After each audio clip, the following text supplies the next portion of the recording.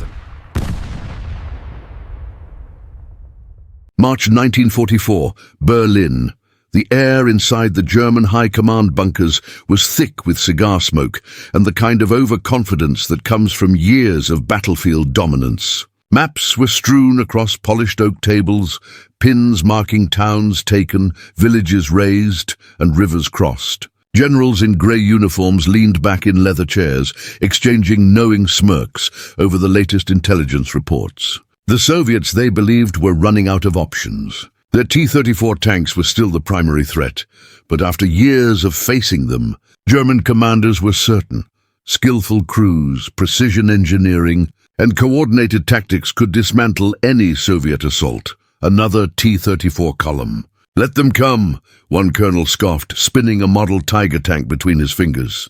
"They're bulky, slow, and poorly made. Even a platoon of our panthers could tear through them in minutes." Laughter rippled across the room. These men had mastered blitzkrieg, orchestrating lightning strikes across Europe with calculated precision. To them, the Soviets' attempts at armored warfare were quaint, almost amateurish.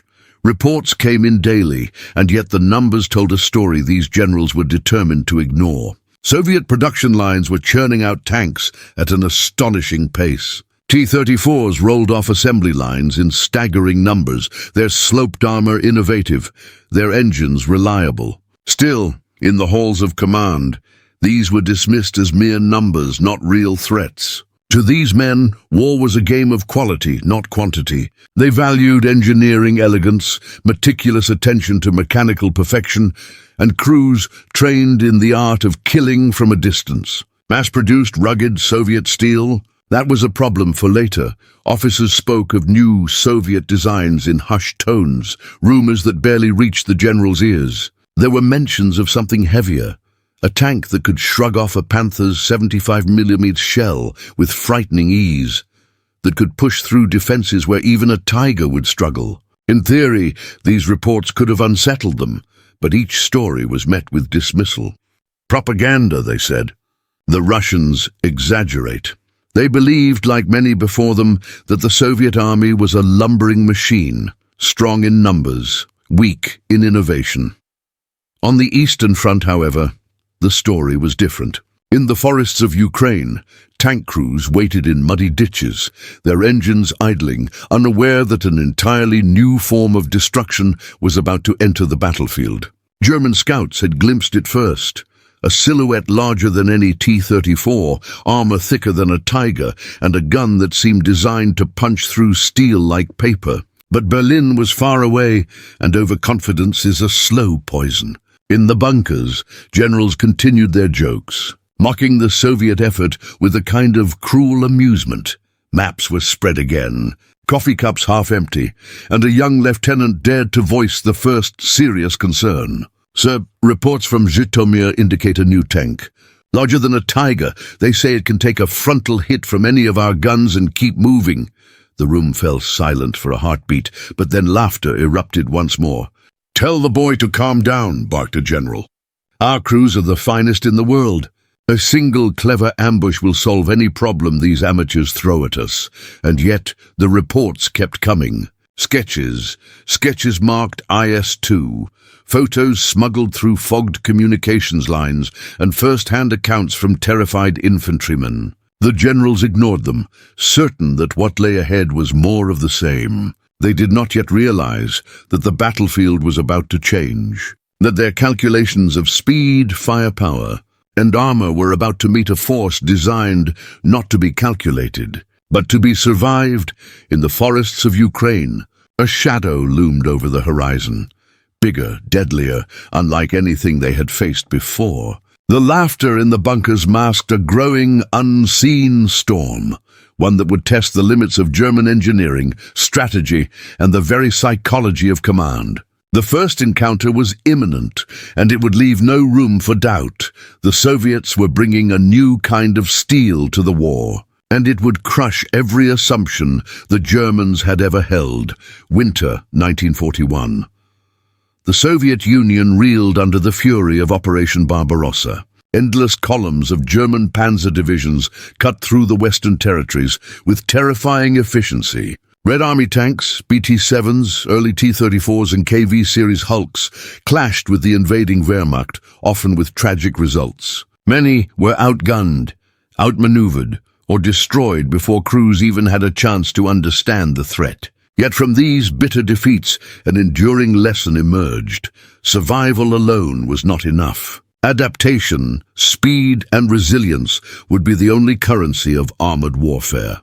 The T-34 had been a revelation in 1940, a sloped armor design that could deflect shells, paired with a powerful 76.2mm gun that outranged many contemporaries.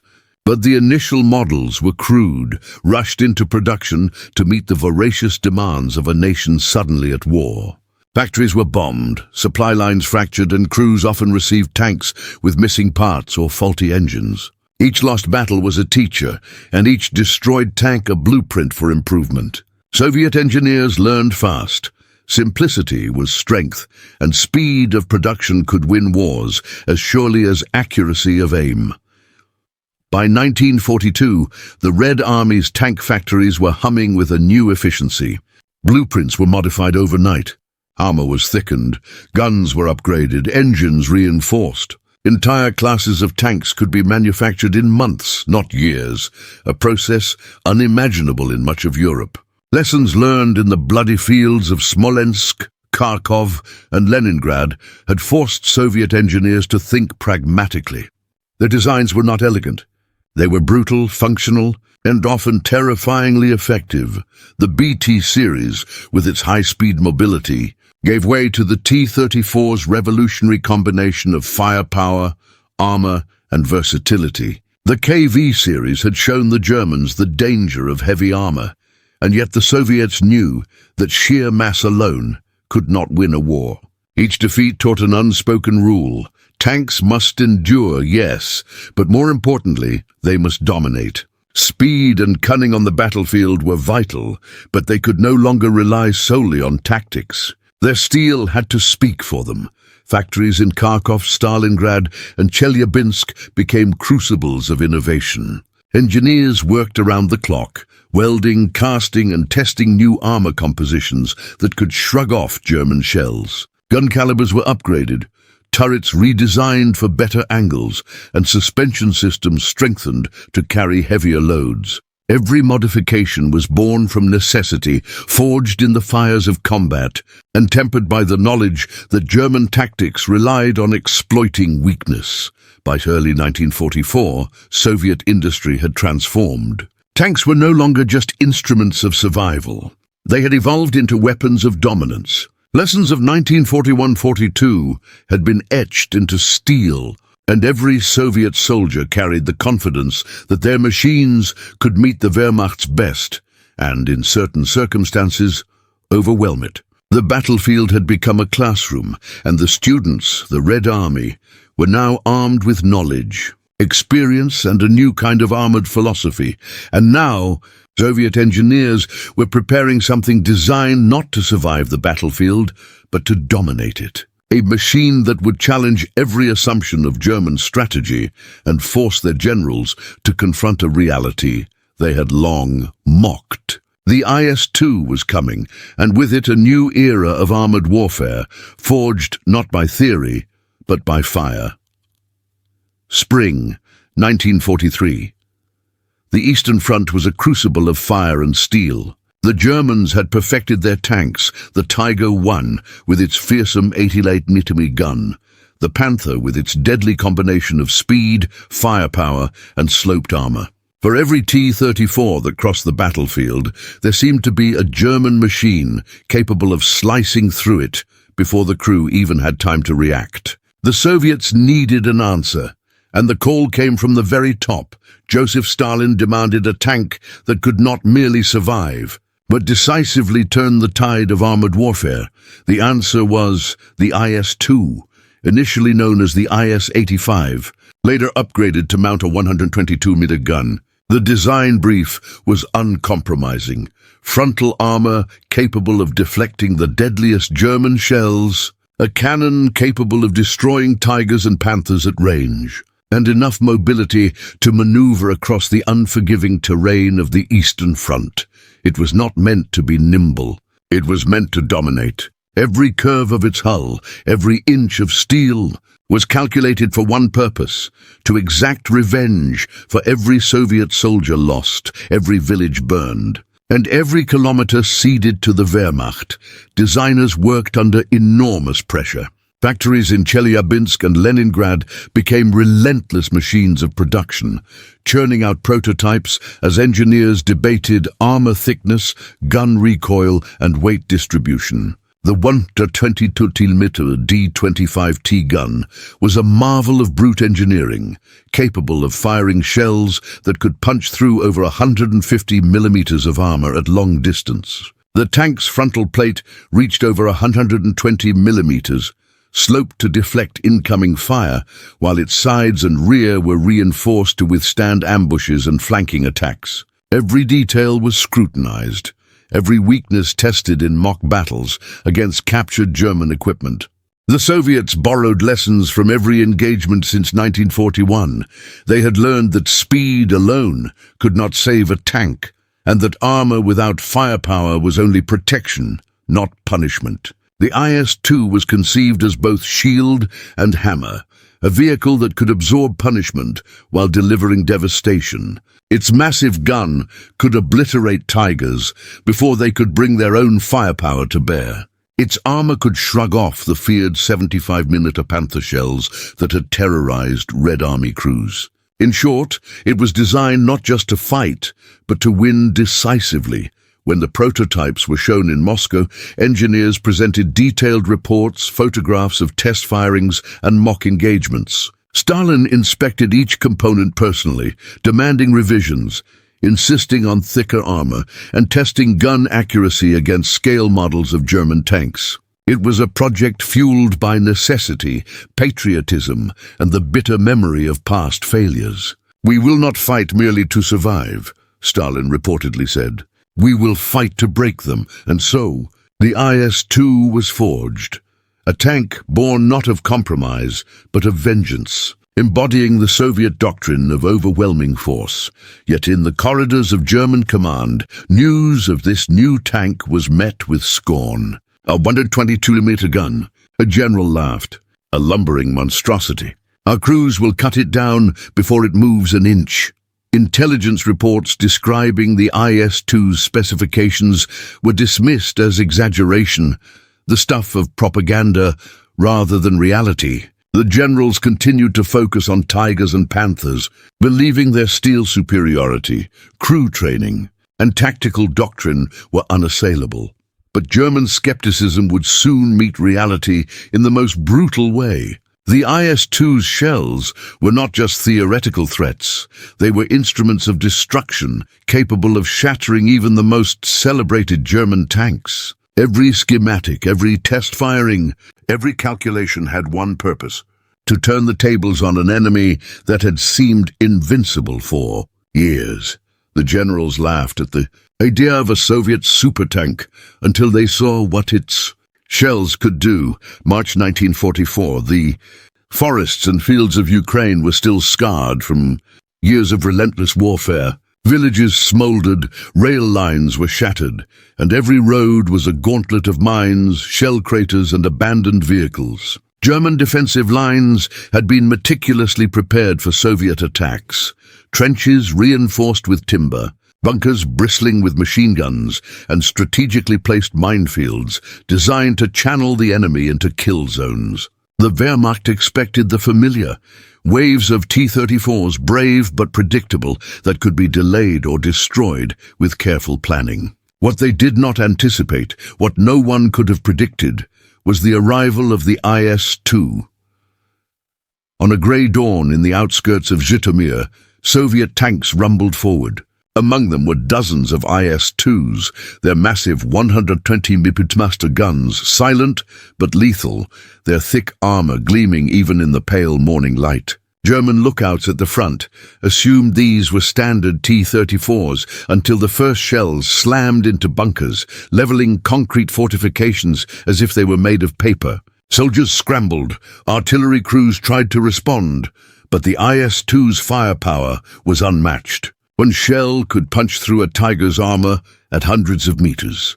A second could obliterate a Panther before its crew could raise their guns. The first engagement was brief but catastrophic. German commanders watched through binoculars as their prepared positions crumbled. Sandbags, earthworks, and steel emplacements offered no protection against the IS-2's devastating rounds. Infantrymen who had faced T-34s with confidence now fled in disbelief, witnessing their so-called impenetrable defenses reduced to rubble in seconds. Tanks attempting to intervene were dispatched with frightening efficiency. A single IS-2, angled correctly, could fire twice in the time a Panther crew managed one accurate shot, and the results were merciless. The psychological effect was immediate. German troops had grown accustomed to Soviet tank assaults, to the calculated chaos of T-34s and the unpredictable menace of KV-series heavy tanks. But the IS-2 was different. It was a moving fortress, an armored juggernaut with the firepower to rewrite the rules of engagement. Reports flooded headquarters, entire companies destroyed, fortified bunkers annihilated, and defensive positions that had taken months to construct obliterated in moments. Commanders who had relied on precision and terrain now faced a force that ignored both. In the chaos, the Soviets pressed forward. IS-2 crews, trained in coordinated maneuvers, targeted command posts, artillery positions, and key choke points. Where T-34s had been harassed and occasionally pinned down, the IS-2 moved relentlessly, crushing resistance and allowing infantry to advance behind the protective shadow of its armor. German artillery struggled to respond. Conventional anti-tank weapons were largely ineffective against the IS-2's frontal armor. Even well-placed 75mm and 88mm rounds ricocheted or failed to penetrate, leaving crews stunned and defensive doctrine in disarray. By midday, the German command structure was in turmoil. Maps were marked with unexpected losses, units were forced to retreat, and the assumption that a Soviet attack could be contained had been shattered. For the first time, the Wehrmacht recognized that these were not ordinary tanks. They were symbols of a new reality, a weapon designed to break the stalemate, to dominate the battlefield with overwhelming force. Yet the shock was not confined to the battlefield. Intelligence reports reaching Berlin hinted at an even greater threat. The Soviets were not deploying just a handful of IS-2s. Production lines across the vast reaches of the USSR were churning, pumping out these armored monsters in numbers that could rival and eventually overwhelm even the most disciplined German formations. The first taste of destruction was only the beginning. German soldiers and commanders alike understood that a single encounter with the IS-2 was devastating, but the true shock came when the Germans realized just how many of these monsters the Soviets could build. Summer 1944. The Eastern Front had become a theater of steel and fire, where every armored clash tested the limits of human ingenuity and industrial might. German tanks, Tigers and Panthers, were masterpieces of engineering. Every gear, every turret, every gun barrel reflected painstaking design, precision craftsmanship, and the relentless pursuit of battlefield perfection. But brilliance comes at a price. Each Tiger took months to build. Each Panther required delicate components that were prone to mechanical failure under the harsh conditions of Eastern Europe. In contrast, the Soviet IS-2 was designed not for elegance, but for effectiveness, thick armor, a massive 182-meter gun, and simplicity that allowed rapid production and maintenance. When these forces met on the fields of Ukraine and Belarus, the differences were stark. A Panther could outmaneuver most T-34s, its 75mm KWK-42 gun, capable of precision kills at long range. A Tiger could destroy any Soviet tank with a single well-placed 80mm round. Yet against the IS-2, these advantages were neutralized. Its frontal armor absorbed shells that would have obliterated lesser vehicles, and its 122mm cannon could knock a Panther or Tiger out of action with terrifying efficiency. One well-aimed shot could pierce a Tiger's turret, sending armored steel and crew into chaos. while the IS-2 emerged almost unscathed. Battle reports reveal the tactical nightmare this posed for German commanders. Ambushes that had once guaranteed success now failed. Terrain that favored precision strikes, forests, narrow roads, and river crossings became dangerous traps when IS-2s could punch through obstacles, crush anti-tank emplacements, and dominate choke points. German crews, trained to rely on calculated firing solutions and coordination, found themselves reacting to raw power and numbers rather than executing strategies. A single IS-2 could anchor a Soviet advance, allowing T-34s and infantry to exploit openings that had previously been impossible.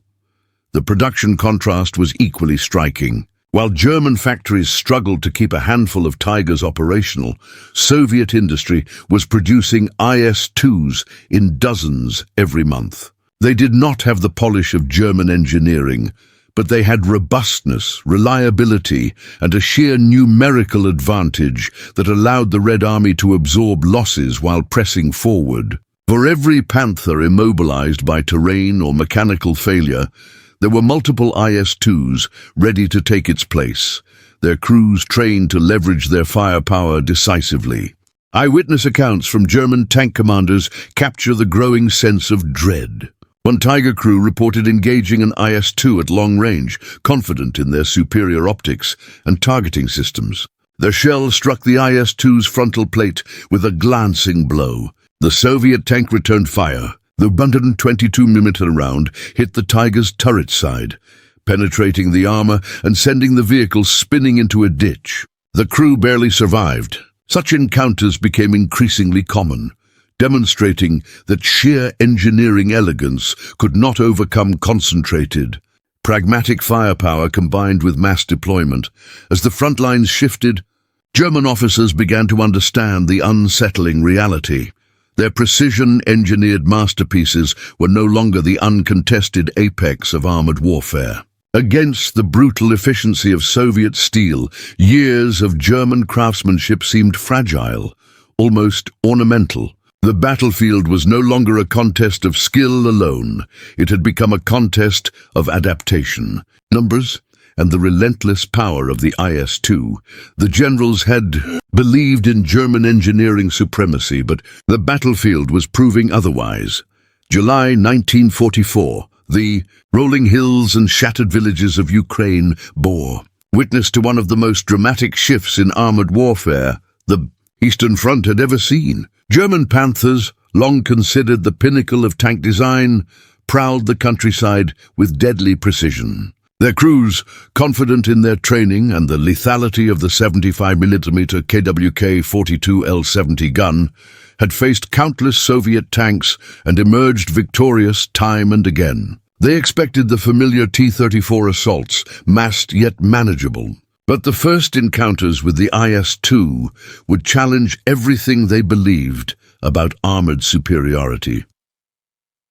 In a small village near Kirovograd, a platoon of Panthers advanced along a narrow road, flanked by hastily constructed anti-tank ditches. The soldiers were trained for this scenario: ambush, precision fire, and tactical withdrawal if necessary. Suddenly, a dark silhouette appeared over the horizon, the IS-2, massive, almost grotesque in scale, moving steadily toward their positions. Its 122mm gun was silent for a moment, an ominous pause that sent a chill through the German crews. Then the first round struck. A Panther turret exploded, the blast hurling twisted metal into the fields on either side. The IS-2 had not even fired a second shot before the German advance faltered. These duels repeated across the front. In forests and open fields alike, Panthers struggled to cope.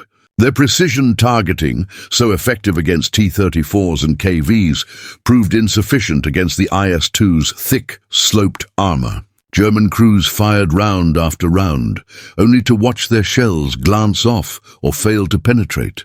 Meanwhile, the IS-2 returned fire with devastating accuracy.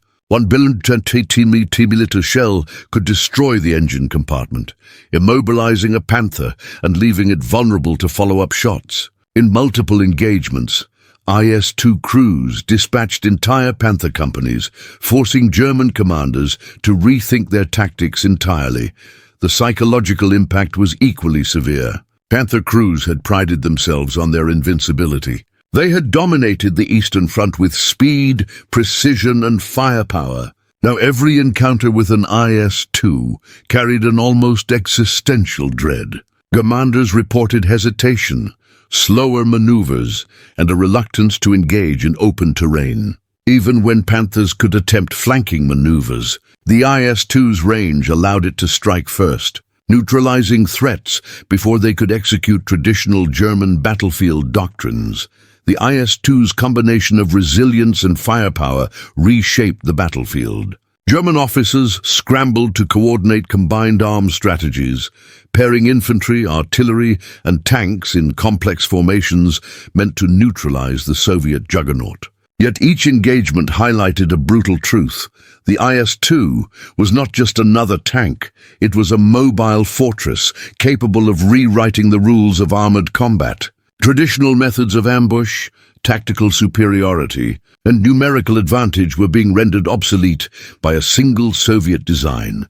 Field reports from July and August 1944 read like chronicles of disbelief. German tank commanders noted that even a well-trained Panther crew, firing at maximum range from concealed positions, could be destroyed by a single shot from the IS-2.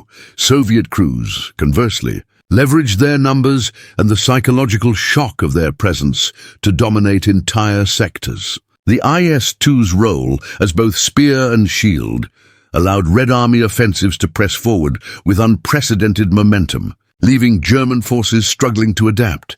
But the IS-2 was more than a counter to German precision engineering. Its impact extended beyond tank duels, beyond Panthers and Tigers. In the coming battles, it would reveal another, even deadlier role, one that would make the Wehrmacht question every assumption about what armored warfare could achieve. Autumn 1944. The cities and fortifications of the Eastern Front were scarred from years of relentless combat. German engineers had spent months, sometimes years, constructing bunkers, trenches, and fortified towns designed to halt the Soviet advance. Concrete walls, steel-reinforced gates, and layered defenses created obstacles that had stopped entire divisions of T-34s in their tracks. The Wehrmacht believed these strongholds were nearly impervious, but they had not yet faced the IS-2. In the outskirts of Lvov, Soviet commanders prepared a coordinated assault. Infantry advanced cautiously, artillery pounded enemy positions, and the IS-2s rumbled forward like living mountains of steel. Unlike conventional tanks, the IS-2's role extended far beyond duels with enemy armor. Its 120mm gun could fire high-explosive shells capable of pulverizing bunkers and crumbling concrete fortifications. Its massive mass allowed it to push through debris and withstand counterattacks that would have destroyed lesser vehicles. As the first shells struck, the effect was instantaneous. Bunkers shattered, their reinforced walls reduced to rubble. Trenches collapsed under the shockwave, forcing German defenders into the open. Entire strongpoints that had seemed untouchable fell within minutes. Soviet infantry followed, using the IS-2 as a mobile shield, exploiting the chaos it created. Soldiers reported that the sound of the 122mm rounds hitting reinforced steel and concrete was like the roar of the earth itself, shaking buildings and shattering nerves.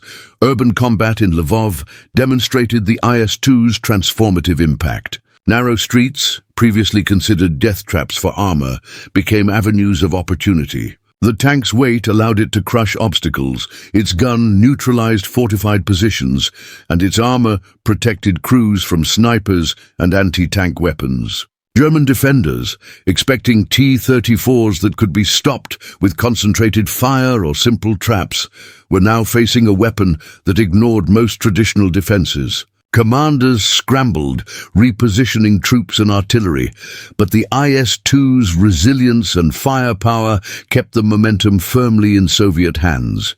The psychological effect on German troops was profound. Where T-34 assaults had provoked fear tempered by familiarity, the IS-2 brought a sense of awe and dread. Soldiers described the tanks as rolling fortresses and demolition beasts, and the mere presence of a few in a sector could compel retreat. Urban strongpoints designed to bleed the Soviets dry were now being overrun with efficiency that stunned the defenders. The combination of armor, firepower, and mobility allowed the Red Army to seize territory previously considered nearly impossible to capture without massive casualties. By the time Soviet forces approached the outskirts of Berlin months later, the lessons of Lvov had been fully realized. The IS-2 spearheaded assaults, crushing defensive bunkers, smashing fortified gates, and supporting infantry through heavily defended zones. Each engagement revealed the tank's dual nature.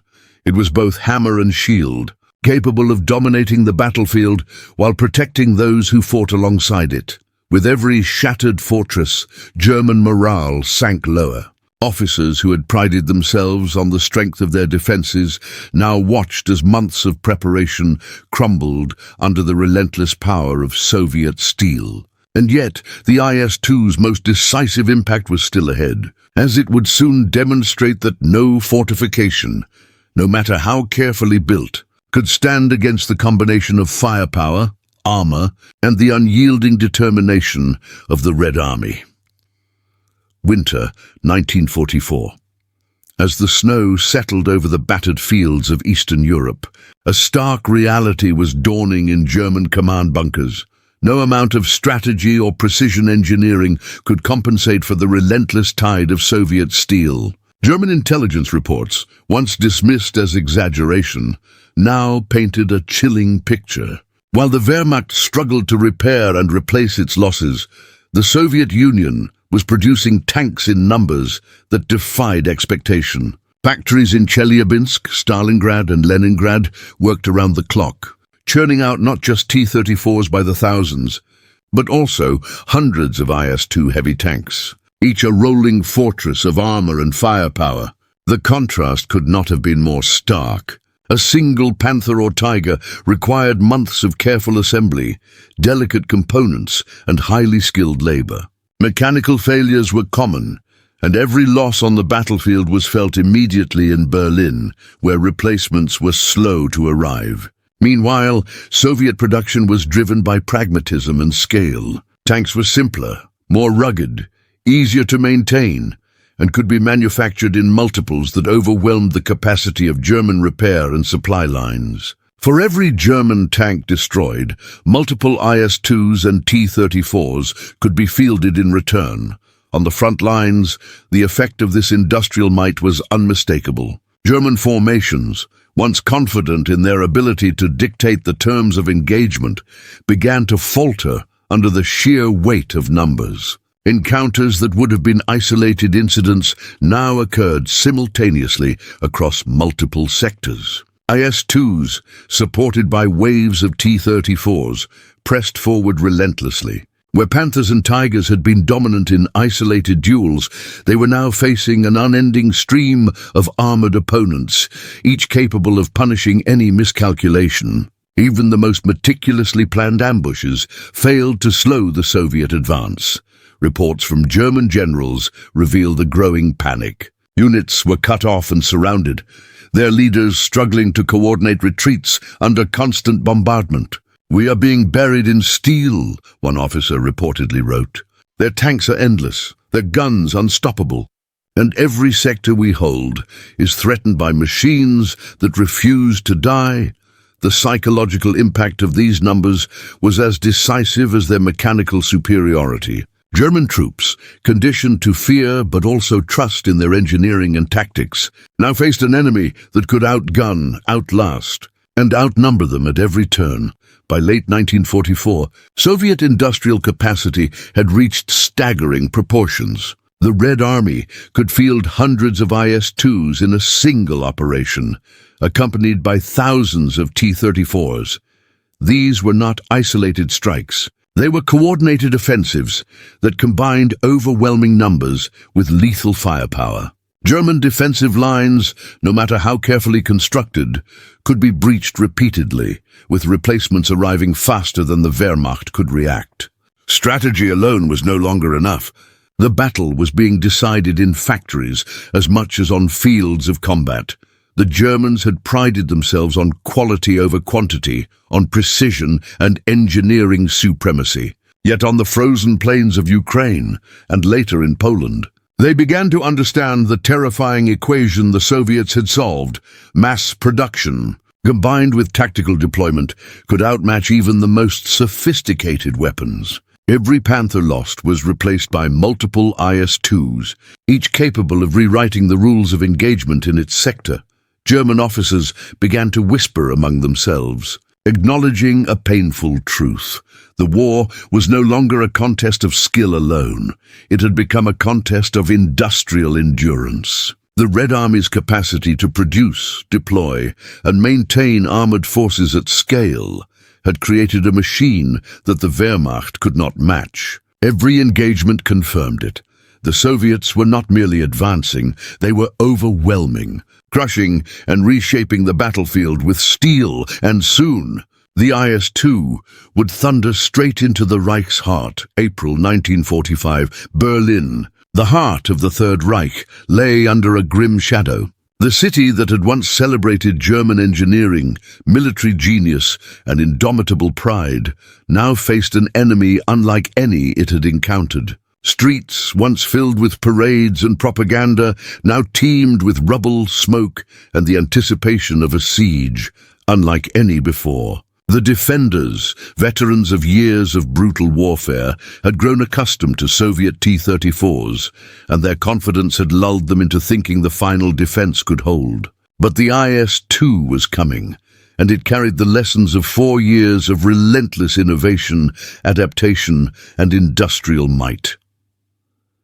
The first IS-2s rumbled through the shattered outskirts. Their 120mm guns were silent for the moment, an eerie pause before devastation. Then, with a series of concussive blasts, entire buildings crumbled. Concrete walls, steel-reinforced bunkers, and fortified gates, structures designed to withstand artillery and conventional tank fire, were reduced to rubble. German soldiers, who had once mocked Soviet armor, scrambled for cover, their previous confidence replaced with a growing dread. Every shell struck with terrifying precision, and every impact seemed to shake the ground beneath them. IS-2 crews advanced systematically, coordinating with infantry to clear streets, secure intersections, and neutralize pockets of resistance. Where German snipers had found vantage points, the tanks' thick armor rendered them irrelevant. Anti-tank weapons were either destroyed or rendered ineffective against the frontal plating of the IS-2. Each successive assault drove the defenders back, stripping away layers of protection and exposing command posts, artillery emplacements, and last-ditch defensive positions to the full force of Soviet firepower.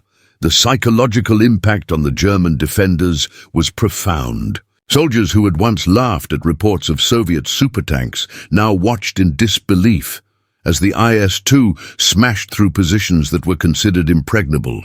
The combination of brute force, strategic coordination, and relentless momentum shattered not only physical defenses, but morale itself. Officers realized that the lessons they had once relied upon, precision strikes, fortified positions, tactical ambushes, were rendered obsolete by sheer power and numbers. By mid-April, the city was effectively encircled, and the IS-2s became the spearhead of every major assault. They tore through barricades, flattened buildings used as defensive strongpoints, and neutralized tanks and artillery from distances that previously would have been considered safe. Infantry followed behind, shielded by the advancing steel, consolidating territory and eliminating remaining pockets of resistance. The IS-2s were not merely tools of war. They were symbols of inevitability, moving forward with unstoppable momentum, rewriting the final chapter of the Eastern Front. Witnesses noted the contrast with earlier battles. In Ukraine and Lvov, the IS-2 had shocked German commanders with its resilience and firepower. In Berlin, it brought judgment, every street cleared, every bunker destroyed, reinforced the lesson that German technological pride and battlefield doctrine were no match for Soviet pragmatism, mass production, and the raw power of a tank designed to dominate rather than survive. The siege of Berlin ended not in sudden collapse, but in the slow, inexorable dismantling of the city's defenses. IS-2s rolled into districts where German officers had once scoffed at Soviet tanks, and with each destroyed strongpoint, the futility of resistance became undeniable. The laughter of 1944 had long since turned to silence. May 1945. Across the smoking ruins of Eastern Europe, the war that had consumed millions of lives and reshaped nations was finally coming to a close. The Red Army stood victorious, battered yet triumphant, and at the center of this triumph rolled the IS-2, the tank that had rewritten the rules of armored warfare. For the Soviets, it was more than a weapon. It was a symbol of resilience, ingenuity, and vengeance. Each shell fired, each fortress crushed, represented the blood, sweat, and determination of a nation that had endured staggering losses and emerged unbroken. The legacy of the IS-2 was visible not only in the captured cities and shattered German defenses, but also in the psychological imprint it left on the enemy. German officers, once confident in their technological supremacy, had been forced to confront an uncomfortable truth. Their precision-engineered masterpieces, revered and feared across Europe, were no match for pragmatic design combined with relentless production. Tigers and Panthers could kill T-34s with ease, but they struggled to penetrate the thick frontal armor of the IS-2. Entire strategies that had relied on skill, positioning, and ingenuity were undone by a machine conceived for domination, mass-produced in numbers the Germans could scarcely imagine, and operated by crews trained to exploit its full potential. Historians would later note that the IS-2 represented a turning point not merely in the Eastern Front, but in the philosophy of armored warfare itself. While German tanks emphasized engineering perfection, comfort for the crew, and mechanical sophistication, the Soviets prioritized functionality, survivability, and destructive capability. It was an industrial solution to a battlefield problem, overwhelming firepower delivered in a package that could be produced, repaired, and deployed in vast numbers. In this approach lay a lesson that would echo long after the guns fell silent.